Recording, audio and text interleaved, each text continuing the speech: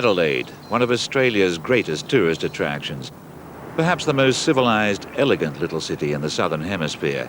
A pretty, gentle place on the human scale, offering year-round peace, quiet, refined wines, and nothing noisier than a koala belching after an excess of gum tips. But for one raucous weekend, this tranquil haven falls prey to white-knuckle fever as the petrol heads flock towards it from all over the planet. After touring the world through 16 other cities, the Grand Prix circus comes to town, and staid, laid-back Adelaide sprouts the blatant bunting of sponsorship. At colossal expense, the city converts a whole midtown area into a Grand Prix circuit. As a sport, Formula One attracts the biggest TV audience on Earth, but it's also a multi-billion-pound business. Most fans only ever see the action on the track. Even more drama goes on in the exclusive backstage area called the paddock, where the corporate sponsors, team managers, drivers, and starry people in general schmooze, pose, wheel, deal, and spread rumors. Into this glamorous setting, I came unglamorously striding. It was Friday, 2 days before the race on Sunday, and already the air was an intoxicating cocktail of high-octane petrol and premium-priced cosmetics. And that was just the men. As always, the high-revving, high-earning drivers had attracted glossy women the way a neon dollar sign attracts moths. I was here by invitation and hoping to spot some of the faces I had mugged up from my Who's Who in Formula One book on the long flight over. The media were here too, and they seemed to have already found their quarry. Ferrari star Gerhard Berger, he of the bedroom eyes. Women who know nothing about racing cars seem to know a lot about Berger. If the press didn't nail the drivers, autograph hounds were lying in wait whenever they broke cover. The brilliant Scottish newcomer David Coulthard is still mastering the art of signing without stopping. With more experience, Cockney Sparrow Johnny Herbert can swerve out of danger at top speed. You could be sure that any big media scrum had someone charismatic in the middle of it. It was the other Ferrari star, Jean Alesi, celebrated for his shy charm and determination to go flat out even with his engine on fire. And moving unobtrusively through the whole thing was the man who controls it. Bernie Eccleston built Formula One into a mega-budget, super high-tech, globe-girdling circus just by having a word in all the right ears. What Bernie says goes at 200 miles an hour. Trackside of the paddock, the pit lane is a whole street of garages, like a London Mews redesigned by NASA. High-rent homes away from home for 12 different teams ranging from struggling to triumphant. The Williams team is one of the front runners. And here was their star, Damon Hill, Britain's hero and one of the two top contenders in Formula One today. Shy, decent, a wickedly quick driver of the quickest car there is. Whether he was discussing the car's handling characteristics or ordering a sandwich, it didn't seem exactly the right time to engage him in conversation. Maybe later. Hill might have been world champion this year, except for a series of unfortunate collisions with a driver who annoyingly somehow manages to be slightly faster in a slightly slower car. Germany's Michael Schumacher. At the age of only 26, he has already scored 19 victories and won the World Championship twice. But his reputation for uncanny speed is matched by his reputation for arrogance. So far this season, he has come into high-speed contact with Damon 3 times and hasn't apologized once. Whether Damon and Schumi would hit each other again in Sunday's race was bound to be a big topic in the 2 days leading up to it. But for now, it was time to check in with my hosts for the weekend, the Jordan team, who on half the budget of the front runners were getting tantalizingly close to the top. Their garage was an operating theater, clinically clean, not a drop of oil visible, and everybody present looked as highly qualified as a brain surgeon. They were all working hard to adapt the car to the track and to improve its performance and handling without further weakening its Achilles heel, reliability. One of the two Jordan drivers is Eddie Irvine from Northern Ireland. A famously effervescent character, Irvine has spent half the season barely bottling up his frustration at a car that frequently conks out with the victory podium almost in sight. His power is the problem. Well, it's not a matter of the power is good, it's just the drivability. Yeah. Yeah. You know, it's coming out of the slow corners, you've nothing, and then you've too much. Yeah. Is the big problem. So the power's got to be in the right place. Yeah. It's got to be evenly spread. Last-minute breakdowns have also dogged Jordan's other driver, Rubens Barrichello from Brazil. A temperamental car makes it hard for both drivers to compete against the front runners, and perhaps even more important, against each other, because the rivalry between a team's two drivers is probably the most intense there is. In charge of this and every other aspect of the team is the man with his name on it, Irish dynamo Eddie Jordan. He very nicely pretended to understand what I was screaming in his ear. When I thanked him for his hospitality, he told me the car was improving. And when I asked him how the car was, he said it was no trouble at all. But as the cars were wheeled out for the first qualifying session, you only had to look at them to realize why the whole world's techno nerds are crazy about Formula One. The cars are so powerful and so light that they will go on accelerating until they melt. They reach 200 miles an hour on any straight longer than a few city blocks, and not much less through any curve more open than a hairpin. And from 0 to 100 and back again takes only a breath, if you can breathe at all. How do you drive one of those things? As long as he didn't have to be there if I ever tried, Eddie Irvine was ready to show me how. How do you move your hands to change gears in such a confined space?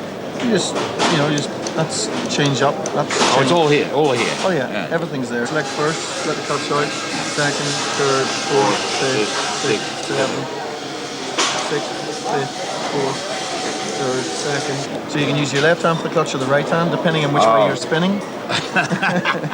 And that'll happen as fast as you like. You go bang, bang, bang, bang, and you can't jump changes gear in, I think, 15,000 for the second or something. Well, how much would there be in, they say, the accelerator?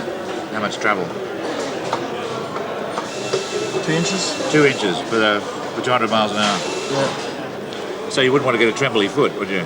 Well, that's because we've got a fly-by-wire throttle, where it's just a potentiometer down there. There's no actual direct link between it and the engine. It's just done by computer. It's not a mechanical link. So if you did tremble, the computer would sort it out. Sorry? If you trembled, the computer would sort that out. The computer has a sort of a filter in there. So when you hit bumps, your foot does jump around. So it just takes them out. It evens it out.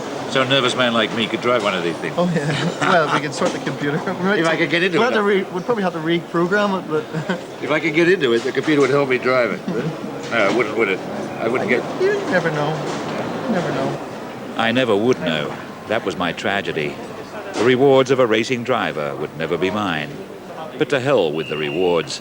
Just driving a car like that would be reward enough. What does it feel like if you can do it? This weekend was my chance to ask the men who know. It's like being strapped in a roller coaster, and you just really are being thrown around, battered and bruised, and a lot of power there. But more than the power, the thing that really gets you is the braking forces. It really is like someone taking a hammer to the back of your head when you hit the brakes.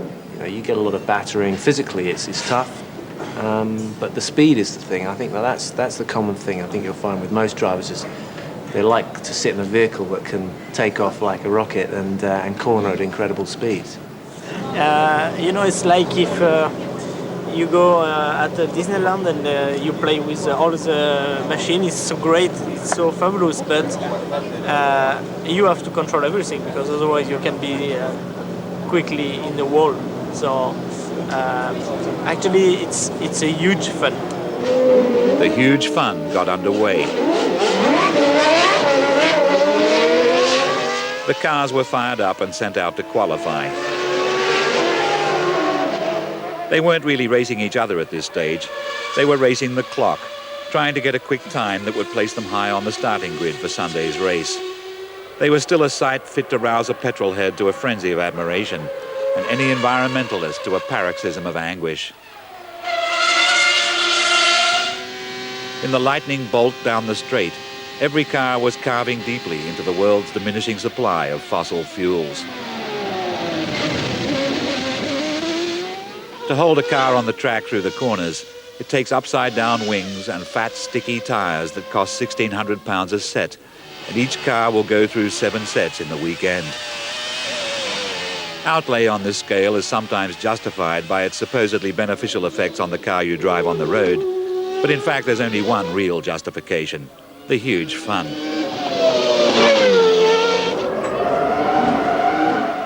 All the onlookers, including myself, were filled with the romance of motor racing, until the McLaren driver Mika Häkkinen reminded us that Formula One is not only glamorous and sexy and fabulously exciting, it is also dangerous. Proverbially quick in the twisty bits, Häkkinen was accelerating hard through a series of right-angle corners towards the final fourth gear 120 miles an hour screamer into the long straight. But when he got there, it all went wrong.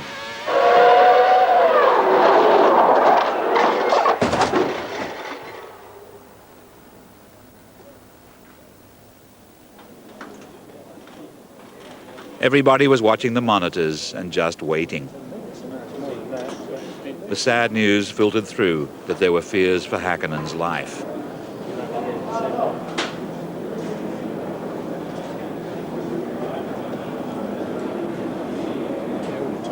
Did you see what happened? Just lost the back end. I think he hit the curbs. The curbs here are very high, and when you just touch them, it flicks the car. And it looks like he's hit the curb and lost the rear end and hit the curb on the outside, which is launched him. Yeah. And then he's went straight into the wall there. Häkkinen's car was brought in, ominously draped in black.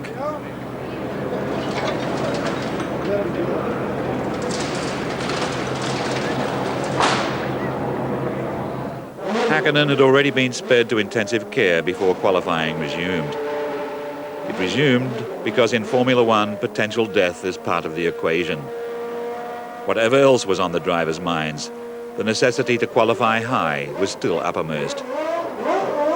The two Jordans went back to their familiar task of trying to find enough usable speed without something going wrong.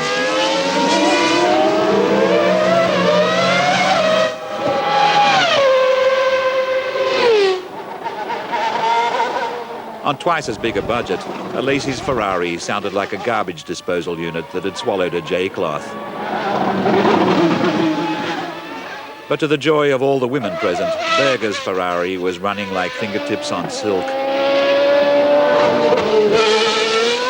The Jordans looked as if they might be getting somewhere. But Schumacher's Benetton was strangely slow, and wiseacres decided there must be something wrong with the car. There is rarely anything wrong with Schumacher. Coulthard was comfortably quicker than the Benettons and the Ferraris. During the year, he had generally been at least as fast as his more experienced teammate rival Hill, but had sometimes spoiled things with a silly mistake. Hill went out late to put in a final fast one. Like all the other drivers after Häkkinen's accident, Hill had a heavy heart, but he also had a heavy right foot. Ahead of Coulthard, Berger and everybody else, Damon finished the session with the fastest time and provisional pole position. That meant he would start the race from the best spot unless somebody else qualified faster tomorrow.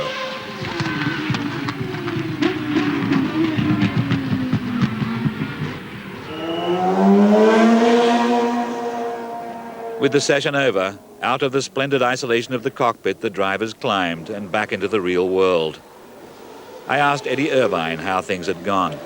The engine's very peaky. It's on-off. It's an on-off switch. You can't drive smoothly out of the corner because there's no power initially, and then there's too much. As you're trying to come out of the corner, you try to feed it in smoothly. And this thing, it's just like switching on a light. In the uproar of engine noise, I lost some of the technicalities, but I caught his drift.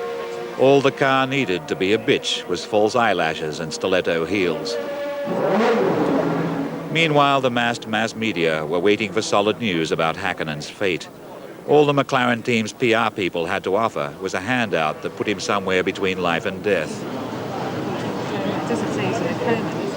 As the team started the long process of preparing for next day, everyone was thinking about the missing man, and nobody was thinking harder than the other drivers. But on the other side of town, one of them very kindly agreed to talk to me. I asked Damon Hill how much work he did between races. Sometimes I do 3 days Grand Prix, Friday, Saturday, Sunday. Have 2 days off, and then I do 3 days testing. So the 2 days off, that's when I see my family, have some sleep, get home for a start, travel in other words, and then I'm off again testing. So this season's been very, very tough. And on top of that, I have promotional things to do for sponsors from occasionally, not all the time. And they can't be dodged, though. Well, I try and keep them to a minimum, but the sponsors pay for the car to go round, and they pay my wages, and so inevitably you do as much as you can for them. Is the money important to you? Yes, it is, because I've invested my life into getting to this point in my career, and I'm not trained for anything else, so when I stop, I've got to have made as much money as I can. How do you relax away from the track? Well, I have a family, so one of the best ways for me to relax is to spend some time at home and be with my wife and the children. And there's a massive contrast to being at a Grand Prix when you get home and you've got 4-year-olds and 3-year-olds and crawling all over you and asking you to help them out with their drawings or crayons or whatever they're doing. Yeah. Ladies and gentlemen, it's my great pleasure to introduce you to both Mr. Damon Hill and Mr. David Coulthard. That evening, Hill and Coulthard put in a compulsory appearance at their chief sponsor's cocktail party. As befitted his position of the team's more illustrious driver, Damon spoke first. It'll set us up for next year, and we certainly will, whatever happens here, we'll be back next year in full force to win the championship and try and achieve our goals that we didn't achieve this year. As befitted his position of driver with plans to be more illustrious than he yet was, Coulthard spoke second. Yeah, I'm actually pleasantly surprised, because this morning I was finding it quite tricky with the car and also learning the track. Elsewhere, at another sponsorial soiree, Eddie Irvine and Rubens Barrichello were having an equally thrilling time. Yes, it's great to have you back here. It's wonderful to be back. Great. Yes. You remember... It's my pleasure to welcome you all here tonight. Now, this thing started off as a cocktail party for our friends at Jordan. A bit more of this mandatory jollity, and the drivers were ready for bed. Everybody else, including most of Australia's jet set, turned up at the Grand Prix ball. Tickets were $340 Australian each.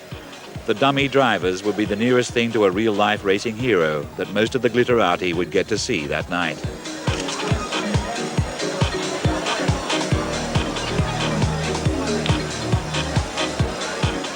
But Bernie Eccleston was there, all set to have a word in the right ears. The word he had in my right ear was, "Can't talk now, there's a bloke I have to look after." There was, too. The undisputed king of a smoothly functioning world and the third prince down the line in a far less efficient organization. They made an attractive couple. Everyone went into the ballroom, where they would sit down to dinner and enjoy a show.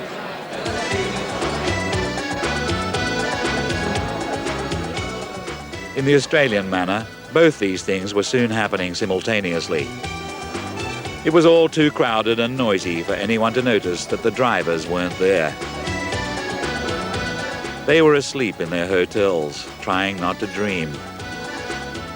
Some of them were trying not to dream about hitting each other. Others were trying not to dream about the car falling apart when they could almost taste the champagne froth. And they were all trying not to dream about the man who would be lucky if he was dreaming at all. Tomorrow, we would find out.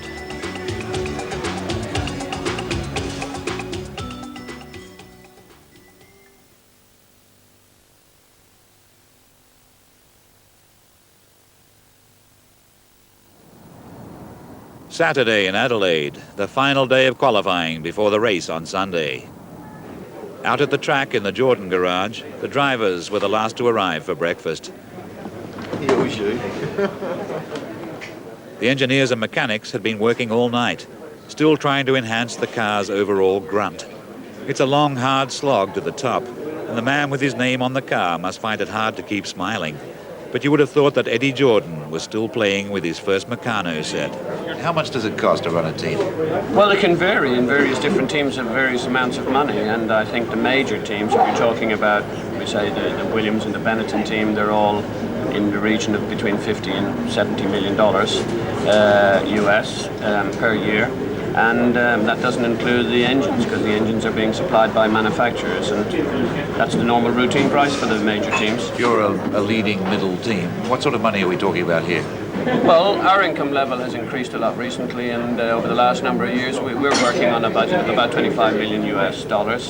That doesn't include the engine, because the engines are supplied to us by Peugeot, our new partner, and quite honestly that's our future. Peugeot are potentially the biggest thing for Jordan, and hopefully vice versa, because that'll give us both the power and the income level to be able to attack the major team. Do you think you can be the #1 team? I don't really think I could continue like this if I didn't think that. I am pretty convinced in my mind that it will happen. There will be problems on the way, naturally enough, and I'm prepared to withstand that problems and stress and pain, but usually at the end of the pain, if the pleasure is there, I'm happy, and I think it will happen. Even as we talked, the team had gone back to spending those millions of dollars. To give their drivers a chance, the car would have to be pushed to the limit.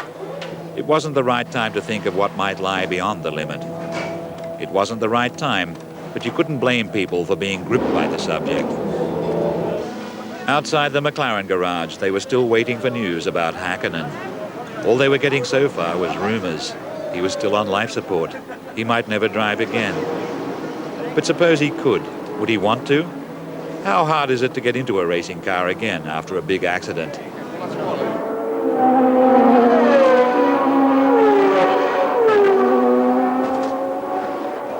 When Gerhard Berger lost his steering and rammed the wall full tilt, only his flame suit saved him from the fire. You know, if I would have today the accident with the fire, I'm not sure if I would be able to overcome it again and to go into it again. But I was younger, and it was possible to do it. But yeah, it's big accidents are always points in your career what makes you change or makes you think different or makes you do things different. A horrendous crash meant 2 shattered legs and an interrupted career for Schumacher's teammate Johnny Herbert. I always believed for some reason that I would get back into Formula One. I don't know why. And when I did that, my feet weren't even moving at all then. But I just had this inner belief that I would get back into it. So that really pushed me and helped me through everything. Still living with the embossed hallmarks of the crash that should have killed him is the great world champion Niki Lauda. It is very difficult because basically you have to ask yourself, is it worthwhile doing? And as long as the motivation is found that racing enjoyment is bigger than the bad side of it, you keep on doing it. If one day you realize that enjoyment is not there anymore and you're left over with the bad side of it, then you have to stop. Everybody remembers the danger, but when the engines start up, the drivers forget it. Damon Hill really only has one thing on his mind: to win this race and prove that Schumacher isn't invincible. Schumacher, on the other hand, would like to pile up yet further proof that he is invincible. But before he and Damon can achieve their respective aims, they first have to qualify, like everybody else. Late in the morning, there was an hour of untimed practice so that the teams could tweak their cars for the next qualifying session. Once again, the drivers had to go right to the limit so that the car would reveal its problems. Some of the problems were revealed in spectacular fashion. Mika Salo's Tyrrell had a problem with one of the corners. Not even the great Schumacher was problem-free.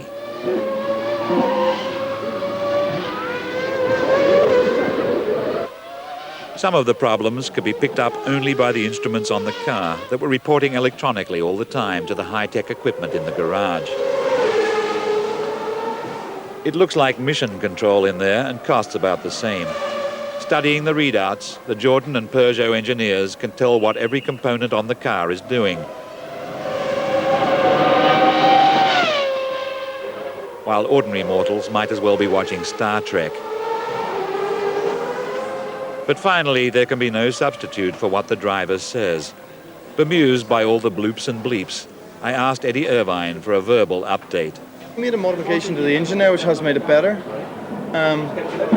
But it's just understeering, so you can't get the car turned. Understeer means you turn the wheel and it doesn't. So it's oversteer means you turn it and it turns too much. Oh, right, yeah. I never could sort those two out, but then it's... Sorry? I never could sort those two things out. Well, that's it explains. Complete clarity. It was the lunch break before final qualifying. The hospitality suites were open for business, and the business depends on the drivers turning up to wrap it on as per contract.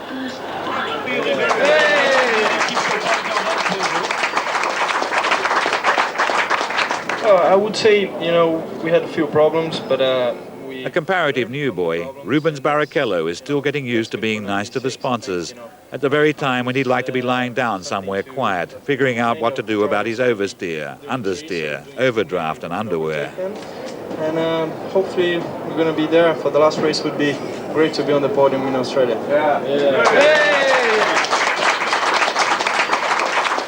Organising the sponsors' money for the Williams team, Richard West was refreshingly candid about the economics of a small company getting its name on a mobile billboard. What would it cost me for the smallest thing you could sell me? Currently, Clive, I've got two packages which we're still negotiating. So the little space on the front wing end plate, which currently says Segafredo, if that were in the marketplace, you and I would be sitting down at the moment talking about $2 million. $2 million? $2 million. Would it show up on television? It wouldn't be what we call television visible. We'd have to sell you on a package of hospitality and rights issues and driver appearances, but you get great value for money. I took a look at my $2 million television invisible display space. I decided to avail myself of the opportunity at some future time. Yes, in today's Grand Prix world, money is sexier than sex used to be, but the bright-eyed young ladies went on turning up in steadily growing strength. In cave-dwelling times, they wore mini loincloths and headed undeviatingly towards the Formula One hunter. Nowadays, the drivers are the great hunters. Do the hunters get hunted? No, nothing to do with women. I'm married, have child, nothing to do with women. From time to time, but of course I ignore them. The Japanese are the worst. Really? Yeah. Oh, when you go to the Suzuka especially, they're just completely mad. And they're just all this screaming mayhem behind you. They're very excitable. Well, first of all, I have my fiancée, so I'm okay. But it's a kind of sport where everybody is exciting, and of course sometimes we have the possibility to meet nice girls. But like I said, I'm fiancée, it's okay. There are some ladies come round to the circuits, and that's, as a young guy, that's always entertaining to watch. But there's some of the other old hand drivers, you can watch them in performing, but I have a girlfriend, so I behave myself. Coulthard's girlfriend, Andrea Murray, has a career of her own as an international model, but she's here for the race. Why are all those other women here? I don't know. I mean, some are working, some are girlfriends or wives, and others are, of course, the groupies. But there's not so many. So are you hooked on the sport or are you hooked on the guy?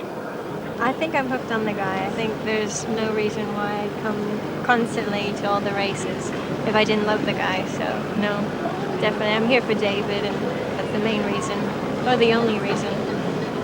How do you cope with the danger element?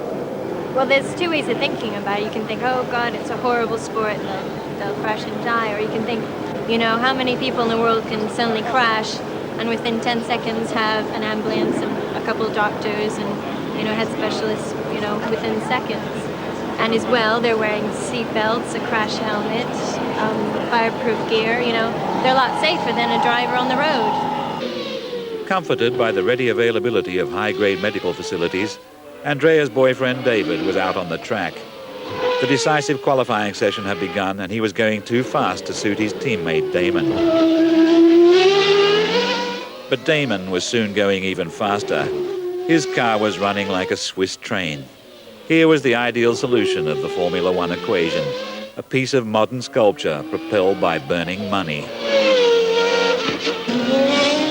Meanwhile, Schumacher was getting it together at last. He was still a split second down on Hill and Coulthard, but it looked as if he would start from third spot. If only Jordans could find a bit more oomph. They looked as if they were going like the clappers, but they were still that crucial second per lap down on the pace, which in an 80-lap race would leave them a whole 2 miles adrift. That 15 other drivers were doing even worse was small consolation to either Irvine or Barrichello. Every time they came into the pits, the engineers and mechanics were working with them to push the car as close as possible to the line dividing top performance from total disaster. Disaster was what Damon almost had. Pushing it beyond the limit, he straddled exactly the same curb that launched Häkkinen. But he managed to hold things together. The replay proved that racing drivers earn their money by reacting with cool hands at exactly the same moment when you and I would have them over our eyes. At the end of the session, Damon hadn't improved on his Friday time, but since nobody else had either, he was rewarded with pole position for Sunday. How did that go? Well, it was very exciting. I think it's one way of describing it. I went over a curb and went off in almost the same fashion that Mika went off yesterday, but of course I didn't have a puncture, which he had, I believe, and so I managed to get back on the track. Quite a quick corner, that, isn't it? Fourth gear? It's very quick. I mean, put it this way, you don't want to drive into a wall at that speed. I also took the risk of asking the frustrated Eddie Irvine how things had gone for him. Yeah, we improved the car, haven't improved position because everyone else seems to have improved a bit more, so a bit disappointing. I think I'm down to 9th at the minute. So what are the prospects for the race starting from there? Not as good as it was starting from 5th, I suppose, but it should be all right. Just keeping out of trouble is going to be the big thing. You know, 9th position, you're sort of in the middle, and first corner is a nightmare. But up at the front, when the green light shone tomorrow, Schumi would be breathing down Damon's neck. For Damon, it would be like having a nightmare through a mirror. What is Schumacher? Is he a bird? Is he a plane? Is he a new Teutonic knight on a mission of conquest?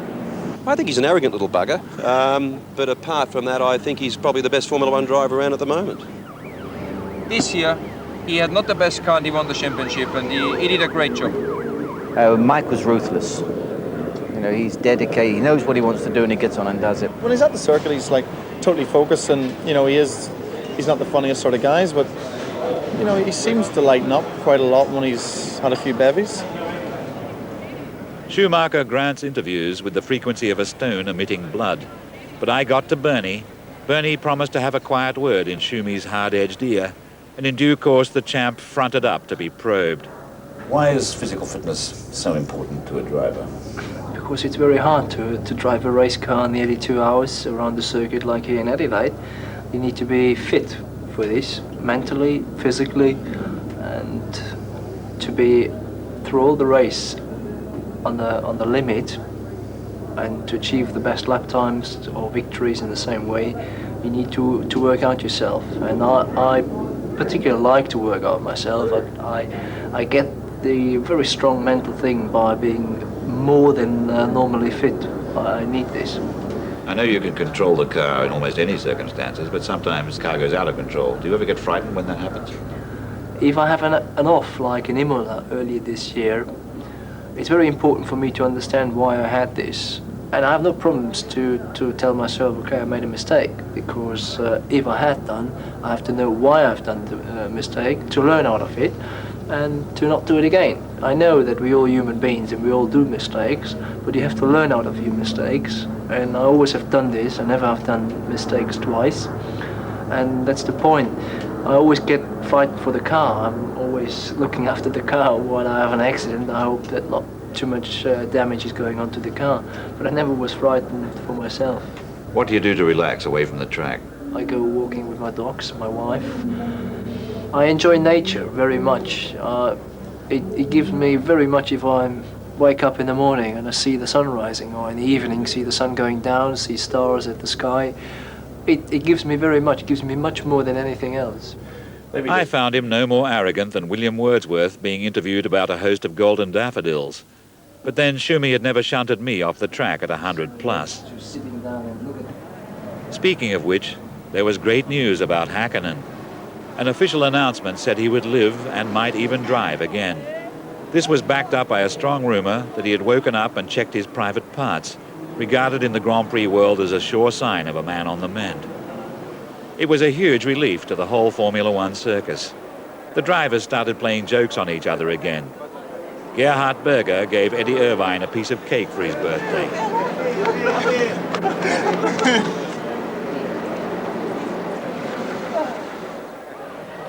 Adelaide, which had been faced with a funeral, now had a clear conscience to spend the whole night celebrating.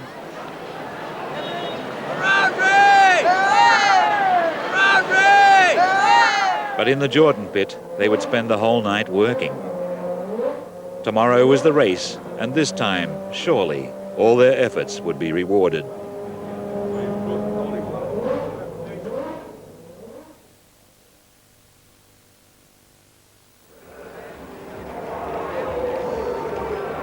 Race day, and more than 200,000 ticket holders were soon in position. The biggest crowd for any Grand Prix, anytime, anywhere.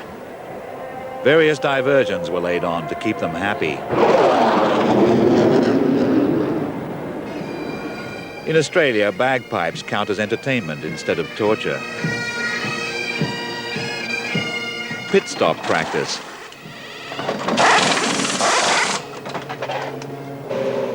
Like every other team, Jordan would have to bring their cars in at least twice for fuel and tyres, and the speed in and out of the pits could make all the difference. A car stationary for 10 seconds gives away almost half a mile to a car that's moving, so the pressure to keep the stop short is enormous. And Jordans didn't want another downer today. They'd had too many.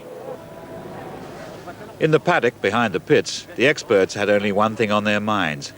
At exactly what point on the circuit would Hill and Schumacher expensively eliminate each other as a prelude to the usual tight-lipped press statements and frosty glances? Damon was trying hard to look as if he didn't care very much about Schumi. Schumi was trying hard to look as if he didn't care very much about Damon. But this same race last year was when they had started bumping into each other. They had tried to share a corner when there was room for only one. This season they had made a habit of it, starting at the British Grand Prix, where Damon had been perhaps a trifle optimistic about getting through on the inside. After the Belgian Grand Prix, each of them said it was the other's fault when Schumi was obliged to take an alternative route through France. In the Italian Grand Prix, they once again fell victim to mutual road rage. How much did they really hate each other? I had to know.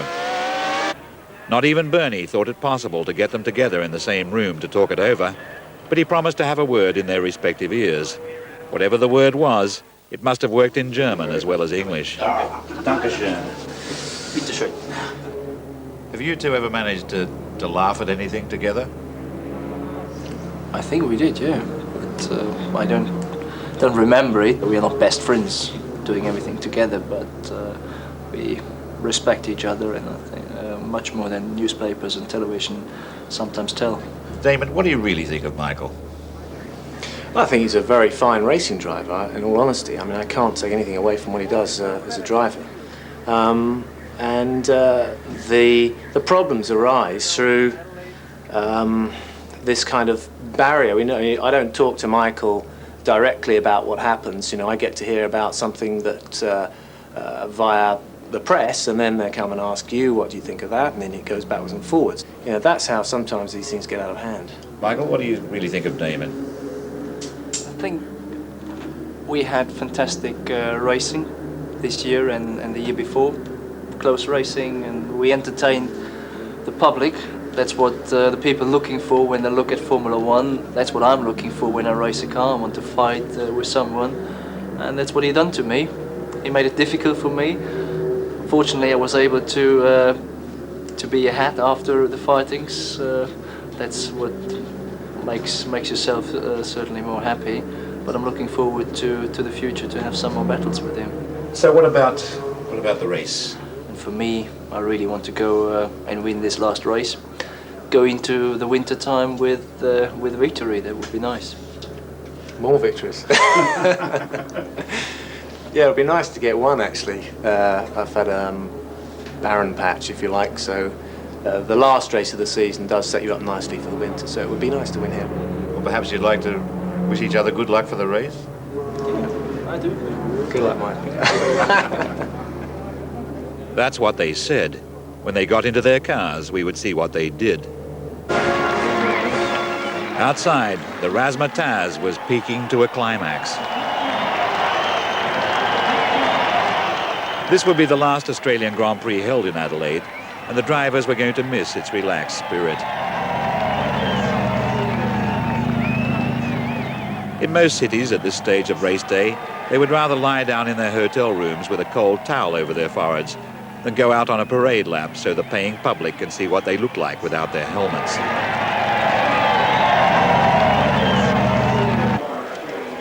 In the group photo, they exuded nothing but mutual admiration. Alesi obviously didn't mind a bit about Schumi taking his place at Ferrari next season for triple the salary. Damon didn't kick Schumi's chair even once. But behind their smiling faces, the drivers had already begun to forget which country they were in. Their minds were on the race, a country by itself. In the pit lane, Prince Edward was trying to sign up Damon to star opposite Schumacher in a situation comedy called Men Driving Badly. Drawing a blank, he went off to find Bernie and have a word in his ear. In the back of the pits, the drivers were at last free from the hoo-ha. A good result depends on tactics as much as on overall speed, and at their pre-race briefing, the Jordan team were planning their strategy. What do you reckon, Eddie, on 3? Kill the brakes and do 2. There'll be no brakes left. That's the bit of there'll be brakes left for 3. They were discussing the vexed question of how many pit stops to make. The extra fuel's going to put it over the edge.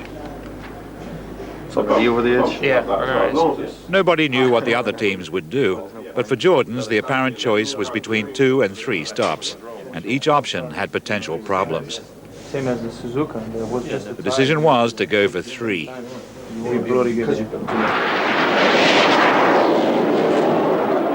The race was only half an hour away. All the cars were formed up on the grid. Here was a chance for the massed mass media and the privileged pass holders to get out there and pose casually while thousands of petrol heads looked on in envy. Berger pretended not to hear the massed female sighs aimed at him from the grandstands. Andrea was out there to remind Coulthard what it was all for. Alesi was still assuring everyone that he didn't care at all about the $24 million plus luncheon vouchers that Schumacher would be getting from Ferrari next season. I was in the middle of giving Eddie Irvine some advice about that first corner when he noticed that the Benetton team had a joke going, and Schumacher was so carried away with the Adelaide spirit that he forgot not to join in. Nobody except the team members is ever allowed to watch the race from the pit wall, but I had a word in Bernie's ear, and he said he'd see what he could do. Soon all the walk-on parts were written out, leaving nobody on stage except the stars. In the few seconds before the red light went green, every driver had to hold down 800 horsepower with one foot.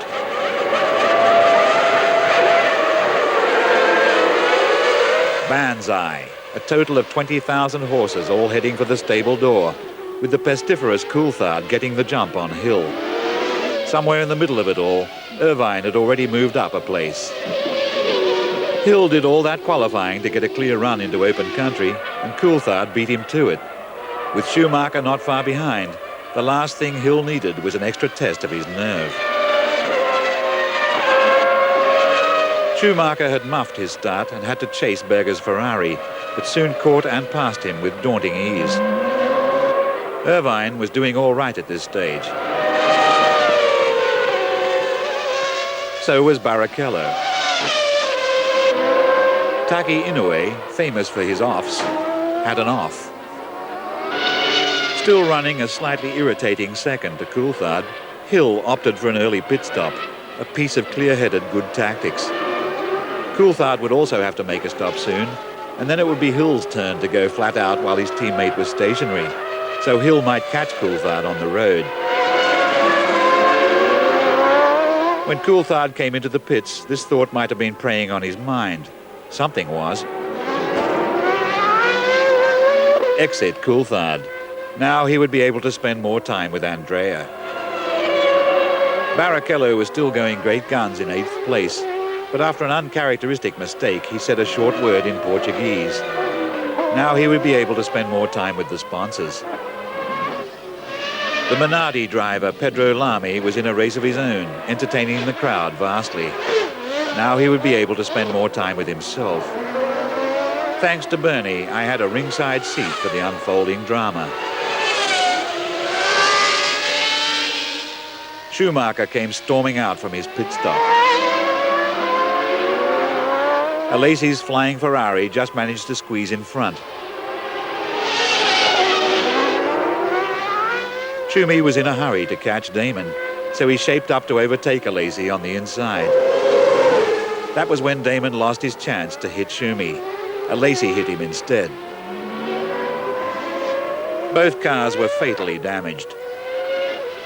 Alesi came in to retire. Maybe he had cared about Schumacher's salary after all. As Schumacher came in to retire, the thought arose that next year he wouldn't need other cars to put him out of the race. On past form, the Ferrari would be able to do that all by itself. Berger gave further proof of this shortly afterwards, when once again his prima donna Ferrari blew its top on a high note. All over the world, women's hearts went out to him like migrating birds. Sensationally, Eddie Irvine was all set to come third at least. After recent disappointments, a podium position for Jordan would do the team the world of good. But Eddie Jordan had seen something ominous in the readouts. I looked too and couldn't see anything.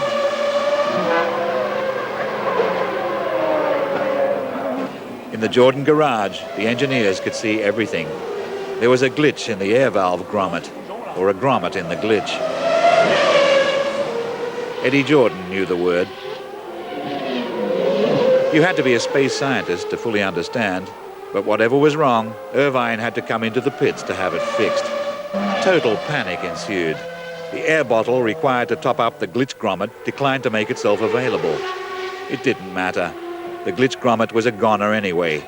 It was one of those things.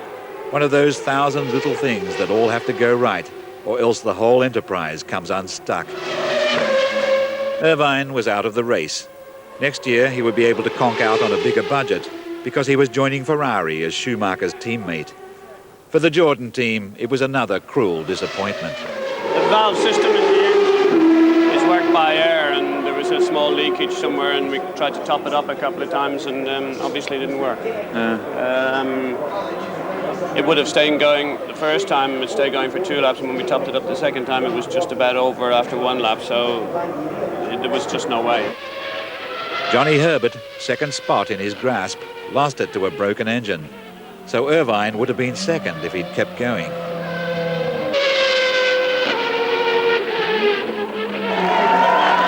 With the race turning into a demolition derby behind him, Damon Hill fled on to the checkered flag.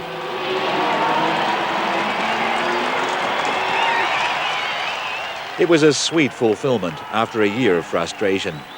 With a bit of assistance from Alesi at the right moment, Damon had well and truly shown Schumi where to get off.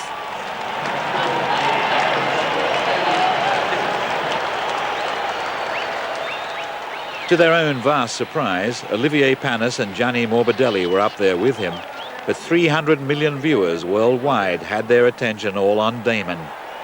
Next season he would be staying with Williams at a greatly increased salary, and his chances of winning the World Championship would be excellent. For now, it was home to the kids and their crayons. Out front, the season was over. Back here, the next season had already started. Well prepared for his new position at Ferrari, Eddie Irvine told me he had already learned 2 Italian words, oversteery and understeery. Schumacher was wondering whether he really needs that private Boeing airliner he was planning to buy. The other drivers have been giving him a lot of stick about it, and really he's not that arrogant. He just knows he's better than anybody else. Andrea was telling Coulthard that when they got home to Monte Carlo, she would do the driving, if it was all the same to him. He took it quite well.